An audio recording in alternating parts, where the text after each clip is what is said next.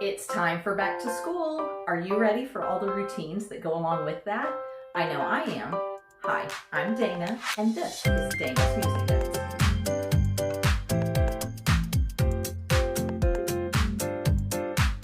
Well, it's that time of year again when kids are starting back to school. Fall is right around the corner. On one hand, it's a little sad for me because summer is my favorite time of year.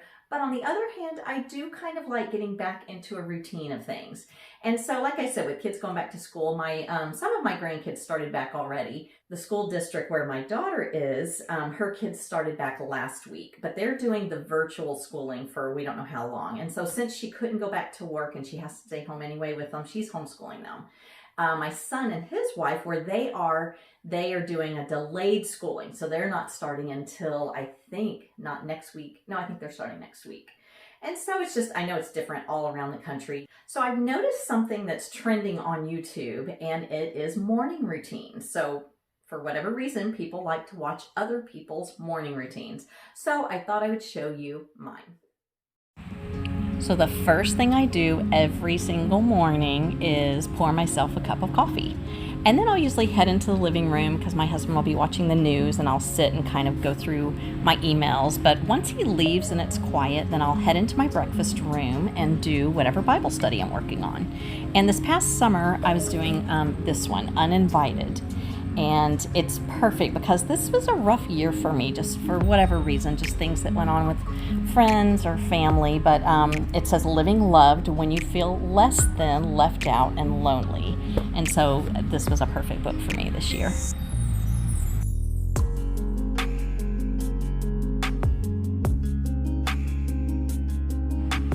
So once I'm done with my Bible study, I will head in to clean my kitchen. And what I always do is I'll wash up all the dishes from the night before from dinner and just leave them out to dry overnight. And I'll load up my dishwasher and I'll start it right before I go to bed. And so I'll put all of those away the next morning. And since it's just my husband and I, now I don't have a full dishwasher every single night, but I probably run it every other night. But the night before I made coq I had never made that before. I don't think I'd ever had it before, but it was delicious. But it did take up a lot of pots and pans and dishes, so I did have quite a bit to put away.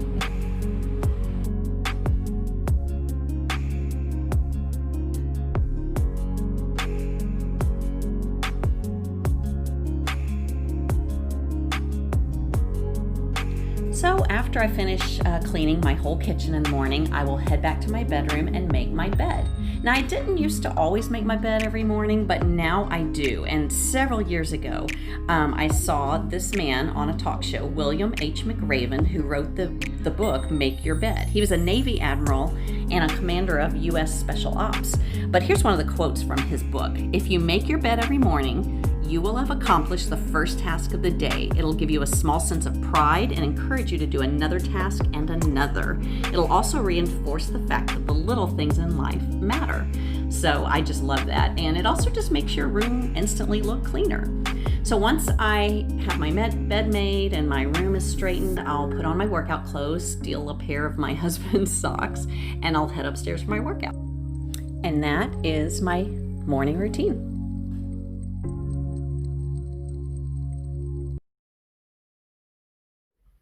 So now I wanted to talk about practicing the piano, making that a part of your routine.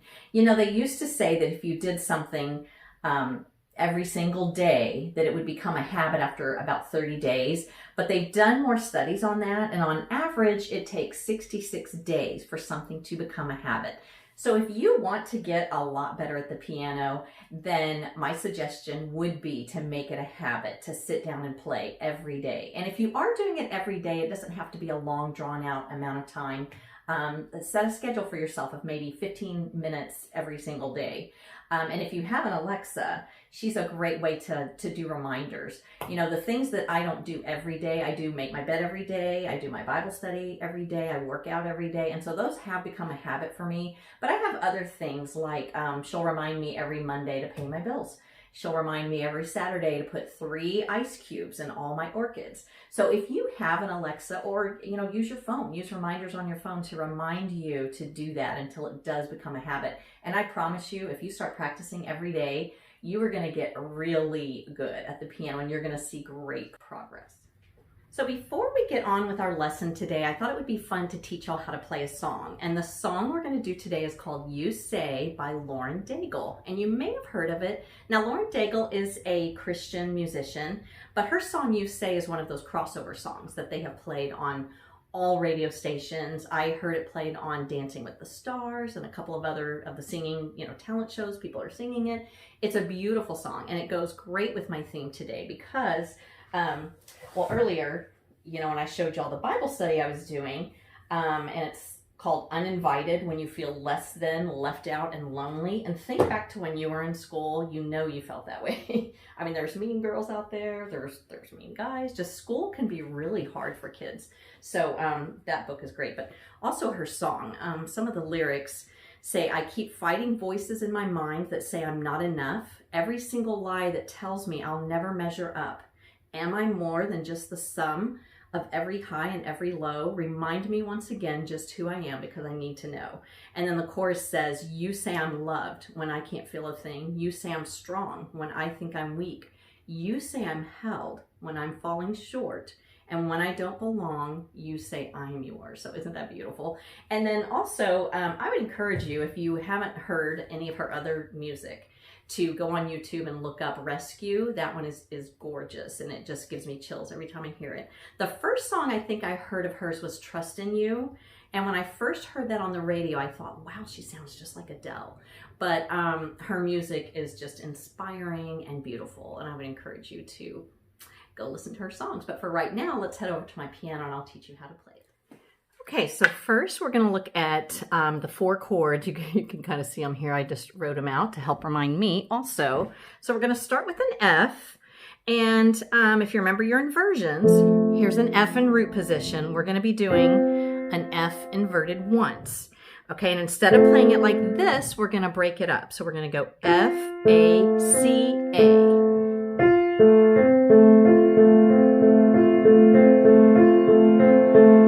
Do that 4 times. Your second chord is an A minor.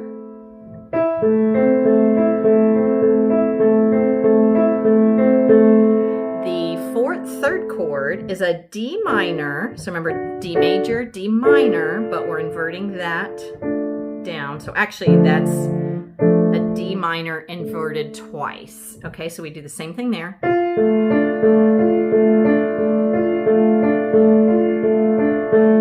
And the last chord, it's actually going to be in its root position, is a B flat chord.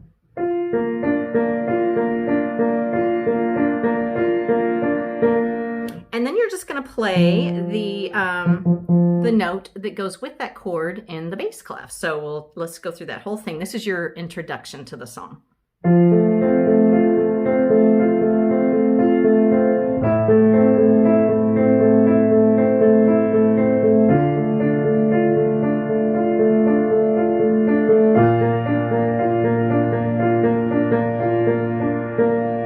Now, when we get to the verses, we're going to slow it down a little bit. So those were 16th notes. Now we're just doing 8th notes. So 1 and 2 and 3 and 4 and A minor. So now you're just doing 2 of those instead of 4.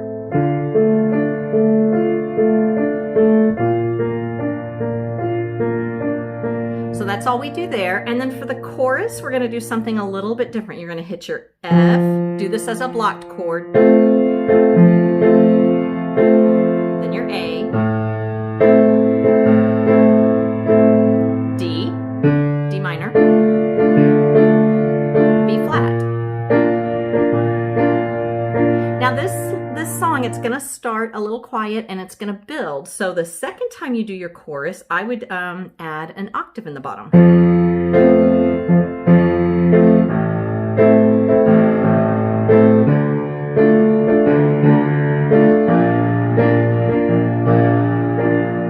Okay, so I'm going to do the whole thing from the beginning. I am going to sing along with it. I do not claim to have a good voice, but I do love to sing and play the piano. But also keep in mind that she has amazing range. She has a really low range, which I do not have, but I'm going to do my best because I did want you to see where you come in, if you want to sing along with the song when you play it at home. So let's try it.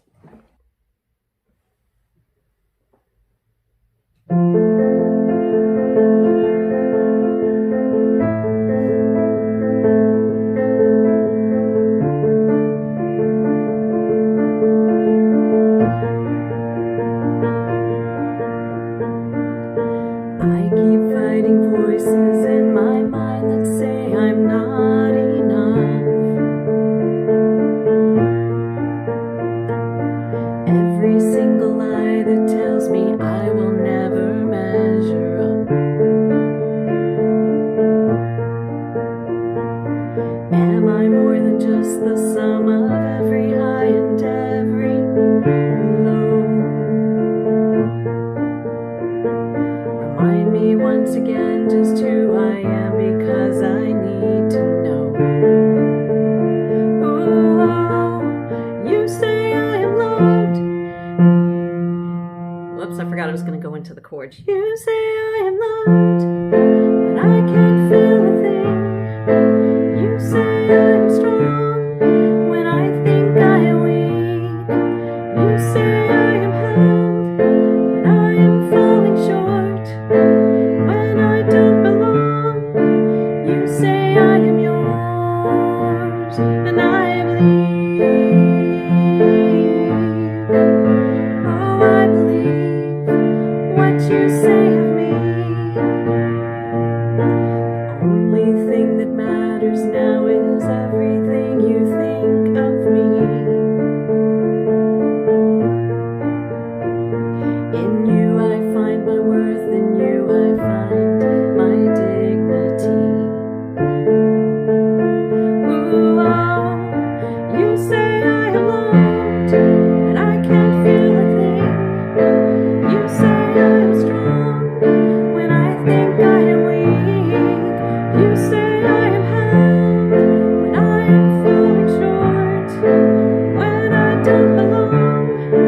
You say I am yours, and I believe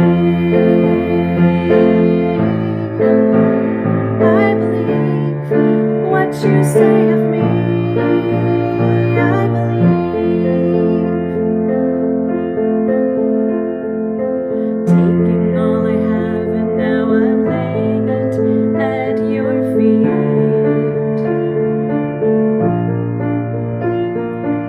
You'll have every failure, God, you'll have every victory. Ooh, oh, you say I am loved, and I can't feel a thing.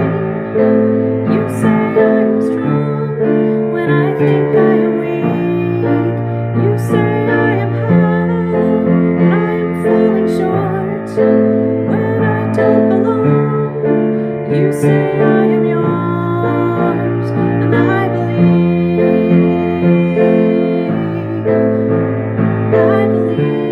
what you say of me. I believe. So there you go. Please go and listen to her version of it because her voice is amazing.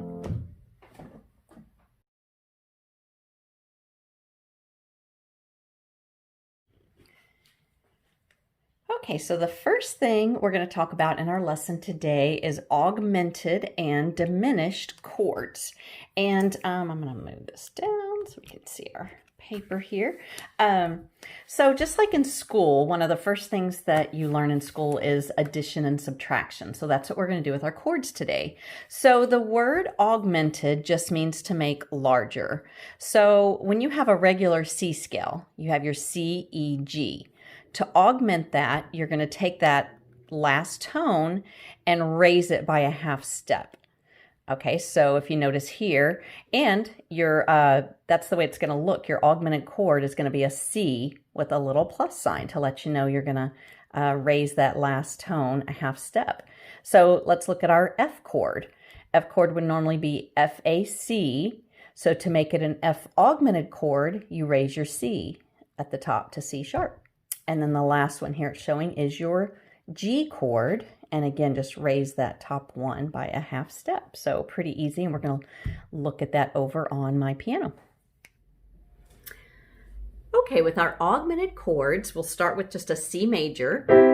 And then to augment that, we're going to take the fifth tone and raise it a half step. So C, C augmented. Let's move up and do that with the F. Take your C, and then with the G,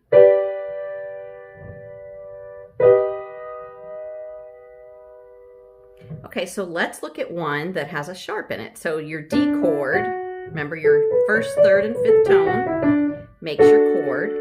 So for this one, we're just going to raise this a half step. Same thing with your E.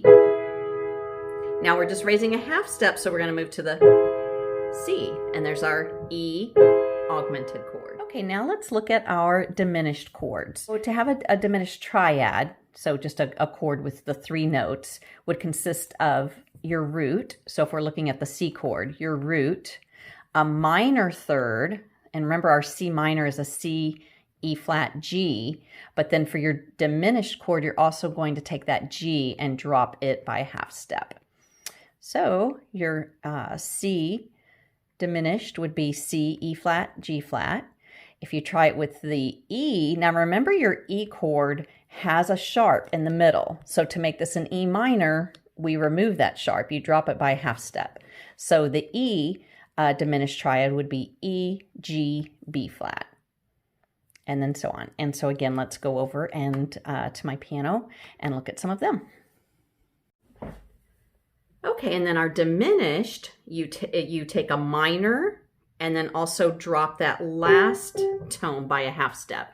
So here's our C chord and then our C diminished chord. Okay, let's try it with D. So D major has a sharp, so we're going to start here. There's our D minor, but there's our D diminished. Okay, let's try it with E. E major, E minor, E diminished. F, F minor, diminished. And let's do one more. Your G, G minor, G diminished chord.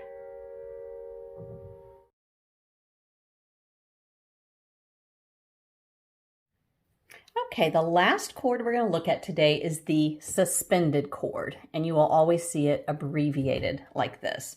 So we have another school term, suspended. Hopefully none of you have been suspended, or your children won't be suspended.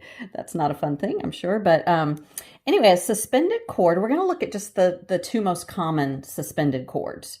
So let's look at just a major C chord. Got your C, your E, and your G. So we can do a sus2 or we could do a sus4. And by the way, if you ever just see sus by itself, it's going to refer to this one. All right, so first let's look at the sus2. So to do a sus2, you're going to remove that middle tone. You're going to remove your third tone, and you're going to replace it with a second of the C. So that would be a C, D, G. All right, so that is a sus2. Now to do a sus4, again, we're going to remove that middle tone, but we're going to add a fourth.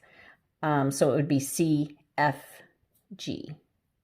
And actually what you're going to do is just go up a half step.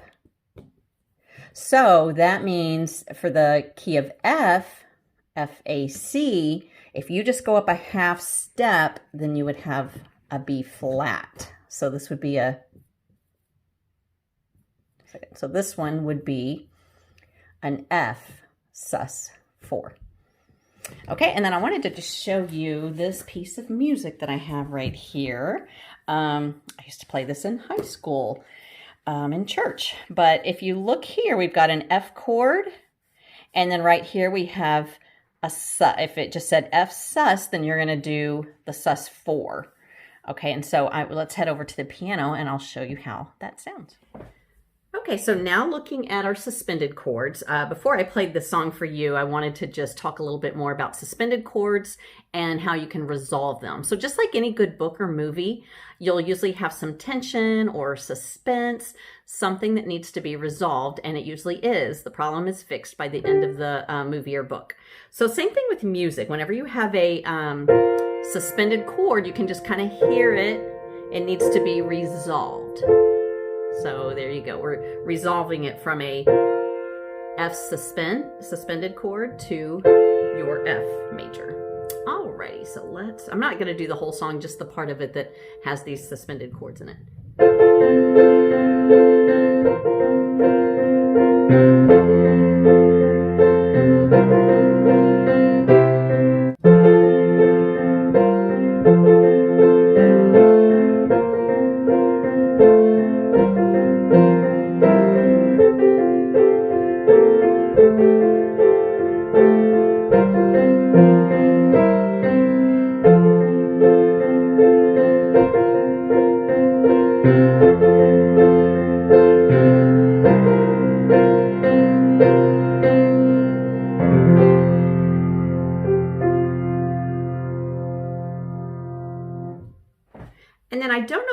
caught that, but there was also this chord in there, which is a suspended 2, a sus2, and then we also had a sus4. Okay, now I just wanted to, let's see what I do with my pen, show you what all of these chords abbreviated are going to look like. So if you see a C with a capital M, that's a C major. So we would have C, E, G. If you have C with a little m, that's a C minor. And then if we have a C with a plus sign, that's your augmented chord. So that one is going to be your C, E, G sharp. A C diminished, you're going to see a little, that looks like a degree sign, like, you know, Celsius or Fahrenheit, just a tiny little circle there. And so for your diminished, we would have your E flat, G flat. And then last of all, we have your CS2 or your C. And like I said, it could just say C sus, and that would mean a C with the 4th. So there you go. All the chords that you've learned so far. So I thought I would end today's lesson playing a song for you. It's called Nadia's Theme, and it was also the theme song to The Young and Restless. I don't even know if that's a show anymore, but back when I was in high school, several of my friends watched it. I never did, but it is the theme song to Young and Restless, so you may recognize it. But it was named after Nadia Comaneci, and if you haven't heard of her, most people have, but if you haven't, go look her up. She was a gymnast who won the first 10 in the Olympics in 1976, I believe. She was only 14 years old, got the first, or as a woman, got the first perfect 10. And I remember watching back then. When she was 14, I was, I think, 12. And I was just mesmerized by her. But I thought this song was perfect to play to end with because it has a lot of suspended chords that are resolved, so listen for those. And then also, this song was named after her because this is the music that was playing in the background when she did her floor routine, and we're talking about routines today. And so when she won that perfect 10, they named that song after her, so it is now known as Nadia's Theme. But I'll tell you what, she was someone who put practice into routine and made it habit. You know that she practiced all the time to get perfect 10s. So anyway, without further ado, I will play that song for you, and I hope you like it.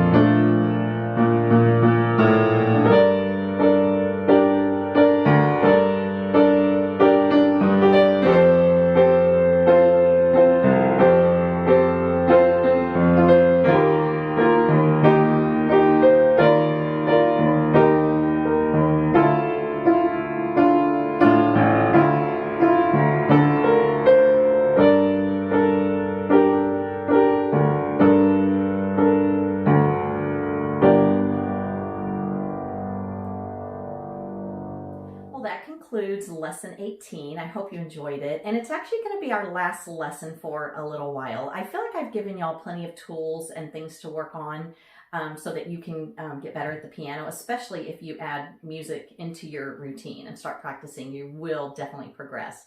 But I do recommend finding a book to go through on your own, or finding a teacher that'll work with you one-on-one. But I do recommend Alfred's Basic Piano course, and you can find those on Amazon. So get yourself a book, start learning to play, find some songs that you really enjoy. And then I do hope to come back in the fall with another lesson, and then especially when it gets closer to Christmas time. I thought it would be fun to learn some Christmas music together. So thank you so much for watching, and God bless you. Hope to see you soon. Bye.